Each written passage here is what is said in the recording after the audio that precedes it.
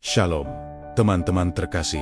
Pernahkah kita merusak sebuah hubungan dan berharap bisa memutar waktu untuk memperbaikinya? Menyesal memang mudah, tapi memperbaiki diri adalah kuncinya. Hari ini, kita akan merenungkan tentang bagaimana kita bisa kembali dan memperbaiki hubungan kita, terutama dengan Tuhan. Dalam Yeremia 7 ayat 3, Tuhan berfirman, "Perbaikilah tingkah langkahmu dan perbuatanmu, maka aku mau diam bersama-sama kamu di tempat ini." Ini adalah sebuah undangan yang luar biasa. Tuhan rindu untuk tinggal bersama kita, tetapi ada syaratnya.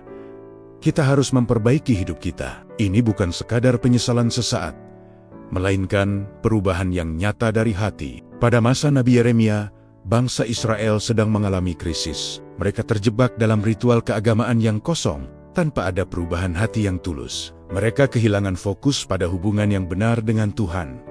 Itulah mengapa Yeremia menyerukan pertobatan sejati. Tuhan tidak ingin upacara-upacara kita. Ia menginginkan hati kita. Ketika kita sungguh-sungguh bertobat, Tuhan berjanji untuk tinggal dan memberkati kita. Tantangan serupa juga dihadapi oleh gereja mula-mula. Mereka dikelilingi oleh ajaran sesat dan pengaruh dunia yang buruk. Karena itu, dalam 2 Petrus pasal 1, Rasul Petrus menasihati jemaat untuk terus bertumbuh dalam iman. Iman yang hidup bukanlah iman yang diam di tempat. Petrus berkata, kita harus sungguh-sungguh berusaha menambahkan kepada iman kita kebajikan, pengetahuan, penguasaan diri, ketekunan, kesalehan, dan yang terpenting, kasih. Ini adalah sebuah tangga pertumbuhan rohani, di mana setiap langkah membawa kita lebih dekat kepada Tuhan dan sesama. Coba kita lihat bagaimana Tuhan menunjukkan kasih-Nya. Maleakhi 1 ayat 2 mengatakan, "Aku mengasihi kamu," firman Tuhan.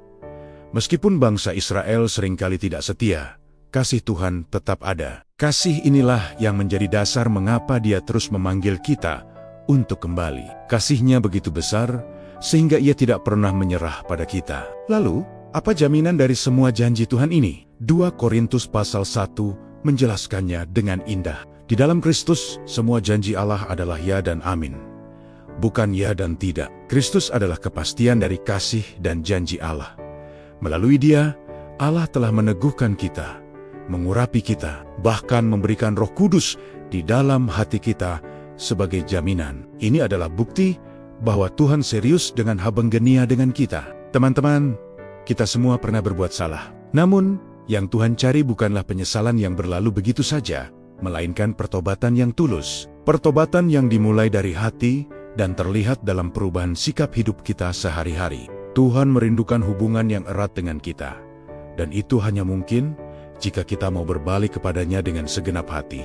Jadi, mari kita ambil waktu sejenak hari ini untuk memeriksa diri.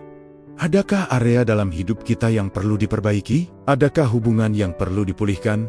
Mari kita datang kepada Tuhan, meminta kekuatannya untuk berubah. Mari kita berkomitmen untuk tidak hanya menyesali kesalahan, tetapi sungguh-sungguh memperbaiki diri dan berjalan sesuai kehendak-Nya. Mari kita berdoa bersama. Bapa di surga, terima kasih atas kasih-Mu yang tak pernah berkesudahan. Engkau selalu memanggil kami untuk kembali kepadamu. Tolonglah kami untuk tidak hanya menyesali kesalahan kami, tetapi untuk sungguh-sungguh bertobat dan memperbaiki hidup kami. Bentuklah kami menjadi pribadi yang lebih baik, seturut dengan kehendak-Mu. Di dalam nama Tuhan Yesus, kami berdoa.